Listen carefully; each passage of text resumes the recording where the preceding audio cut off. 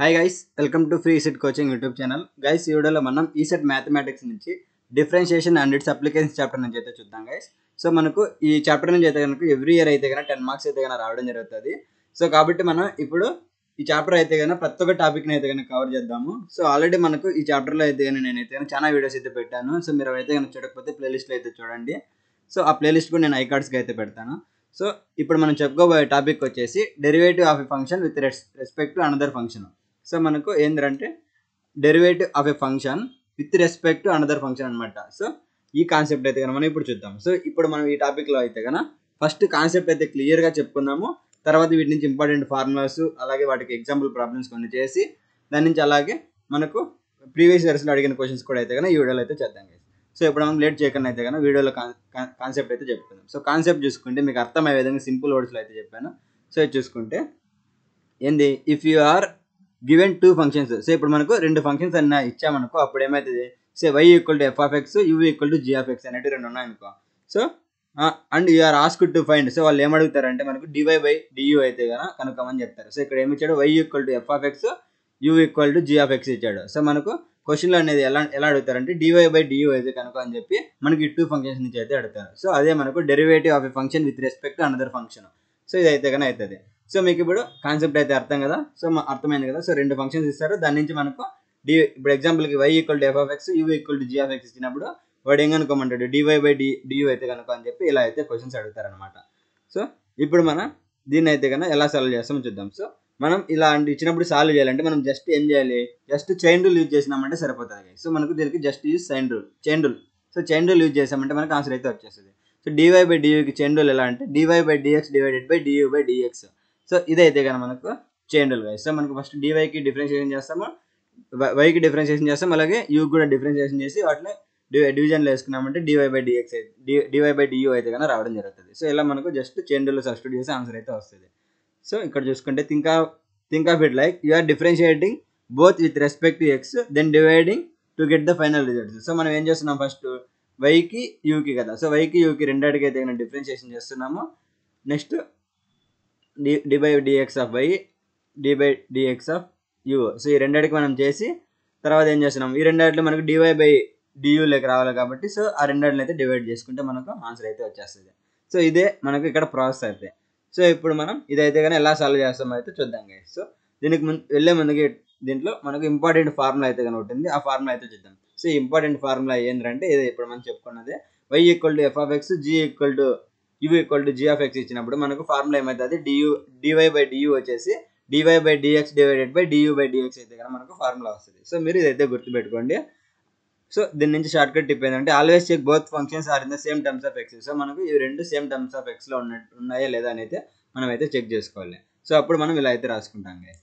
So ఇదైతే మీకు అర్థమైంది అనుకుంటున్నాను. సో ఇప్పుడు నీకు టర్మ్స్ అనేవి ఎక్స్ ఫార్మేట్లు ఉన్నాయంటే, సో ఇక్కడ చూసుకుంటే ఎక్స్ ఫార్మేట్లు ఉన్నాయంటే అప్పుడు నువ్వు ఏం చేస్తావు, d y by d x d u by d x అయితే చేస్తావు. సో అదే ఈ టర్మ్స్ అనేవి టీలో ఉన్నాయనుకో అప్పుడు ఏం చేస్తావు, D by DT of Y next divided by D by DT of U. So ఇలా అయితే మనం చేస్తాము. సో ఈ టర్మ్స్ ఏ ఫార్మాట్ ఉంటే ఆ ఫార్మాట్లో అయితే మనం రాసుకుంటాం. సో మనం ఏం చేయాలి, always check the both functions in terms of X. So మనం ఎక్స్ ఫార్మాట్లో ఉన్నాయా లేదని అయితే మనం చెక్ చేసుకోవాలి.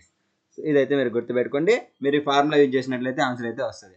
సో ఇప్పుడు మనం వీటి మీద అయితే కొన్ని ఎగ్జాంపుల్ ప్రాబ్లమ్స్ అయితే చేద్దాం. సో ఫస్ట్ ఎగ్జాంపుల్ ప్రాబ్లం చేసుకుంటే ఏమి ఇచ్చాడు, y equal to X square plus 3x, you equal to X cube అయితే ఇచ్చాడు. సో దీనికి మనకి ఏమడిగినాడు, డివై బై డియూ అయితే కనుక్కోమన్నాడు. సో డివై బై డియూ కనుక్కోమన్నాడు కాబట్టి సో మనం ఏం చేస్తాం, ఫస్ట్ ఇచ్చిన వైకి అయితే కనుక డిఫరెన్షియేషన్ చేస్తాము, నెక్స్ట్ యూకి అయితే డిఫరెన్షియేషన్ చేస్తే మనకు ఆన్సర్ అయితే వచ్చేస్తుంది ఉదాహరణ మీద ఒకటేసి. సో ఇప్పుడు మనకు వైకి డిఫరెన్షియేషన్ చేసామంటే ఏమవుతుంది, ఎక్స్ స్క్వేర్కి d by dx of x square. So d by dx of x square plus d by dx of 3x. So ఇదైతే కనుక మనకు ఫస్ట్ వై.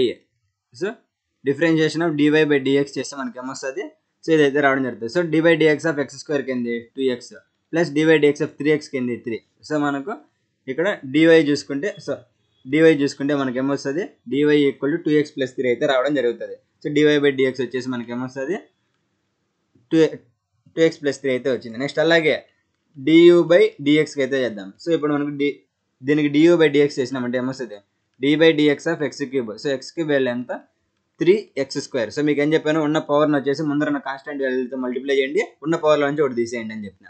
సో ఇప్పుడు x³ ఉంది, x³ ఇక్కడ ముందర ఎంత constant value 1. So 3 × 1 3. Next x⁴ ఉంది కాబట్టి 1 చేస్తే x² అయితే అవుతుంది. సో 3x² అయితే కన్నా రావడం జరుగుతుంది. సో ఇప్పుడు మనకు ఇవైతే కన్నా రావడం జరిగాయి. సో ఇక్కడ du/dx dy/dx అయితే వచ్చింది. సో ఇప్పుడు మనం ఏం కనుక్కోవాలి, dy/du కాబట్టి so dy/dx divided by du/dx అయితే వేసుకోవాలి. సో ఇక్కడ మనకు ఆల్రెడీ కనుక్కున్నాం dy/dx వాల్యూ ఎంత, so 2x + 3. Next du/dx value 3x². So మనకు ఆన్సర్ కూడా ఏమొచ్చింది, సో ఇలాగే 2x + 3 డివైడెడ్ బై 3x² అయితే రావడం జరిగింది. సో ఇలా మీరు జస్ట్ కాన్సెప్ట్ తెలుసుకొని ఫార్ములా సబ్స్టిట్యూట్ చేశారంటే ఈజీగా అయితే కానీ 5 సెకండ్స్లో కూడా మనం అయితే ఆన్సర్స్ అయితే సాల్వ్ చేసేయచ్చు. సో మీకు ఇది ఎలా వచ్చిందో అయితే అర్థమైంది అనుకుంటున్నాం. సో ఇప్పుడు మనం ఇంకో క్వశ్చన్ అయితే కనుక చూద్దాం. సో ఈ క్వశ్చన్లో చూసుకుంటే ప్రీవియస్ ఇయర్ స్టైల్లో అయితే అడిగాడు. ప్రీవియస్ ఇయర్ క్వశ్చన్స్లో సో ఇలా ఉంది, let y = sin x. So y value ఎంత ఇచ్చాడు, sin x ఇచ్చాడు, u వాల్యూ x² ఇచ్చాడు, మనకు dy/du అయితే కనుక్కోమన్నాడు. సో మనకి ఏం చేస్తాము, డైరెక్ట్గా దీనికి ఫస్ట్ దీనికి డిఫరెన్షియేషన్ కనుక్కుంటాము, దీనికి డిఫరెన్షియేషన్ కనుక్కుంటాము. సో ఈ రెండు ఎక్స్టర్మ్స్లో ఉన్నాయి. సో dy/dx కనుక్కోవాలి, నెక్స్ట్ du/dx అయితే కనుక్కుంటాం.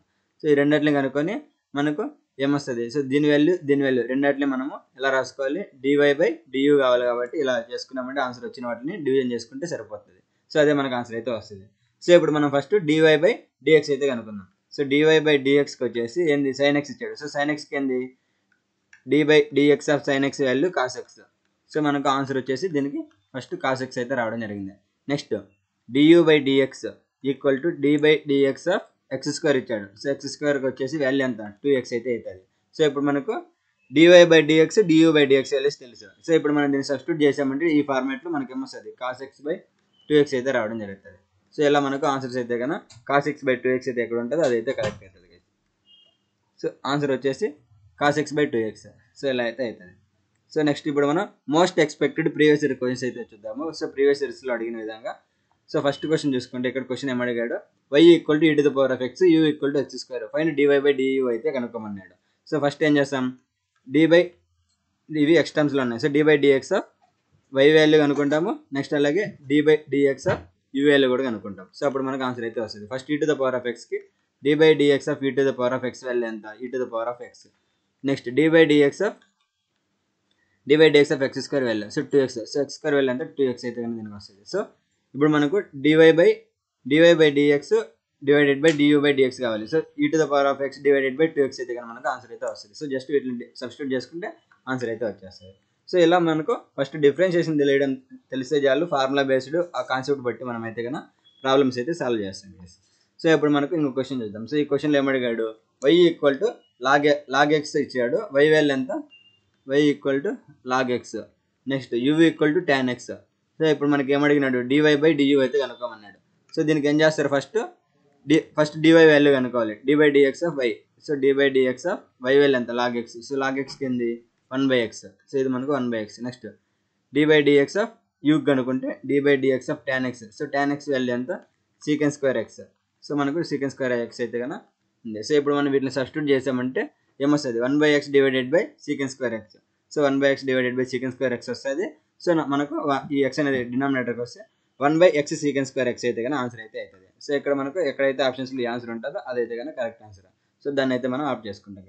సో మనం ఇలా అయితే కానీ ప్రాబ్లమ్స్ అయితే సాల్వ్ చేసుకుంటాము.